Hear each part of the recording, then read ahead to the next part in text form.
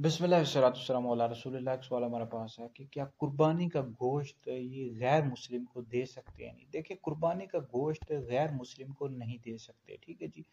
इसके जो मुस्तहिक होते हैं, हकदार होते हैं, मुसलमान होते हैं, ठीक है। ऐसा कुर्बानी का जो गोश्त होता है इसमें तीन हिस्से करना है मुस्ताहब है, यानी बेहतर है, सवाब है इसमें।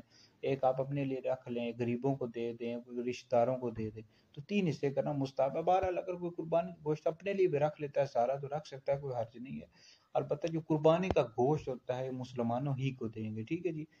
गैर मुस्लिम को, ये मुसलमान के अलावा हैं, ईसाई हैं, यहूदी हैं, क्रिश्चियन हैं, हिंदू, सिख हैं, इनको नहीं दे सकते, ठीक है जी। और बाकी जो नफली तौर पर करते हैं, जानवर ज़बह करते हैं, कुर्बानी के अलावा जो जानवर ज़बह करते हैं, उसमें आप गैर मुस्लिम को दे सकते हैं, कोई हर्ज नहीं है, ठीक है।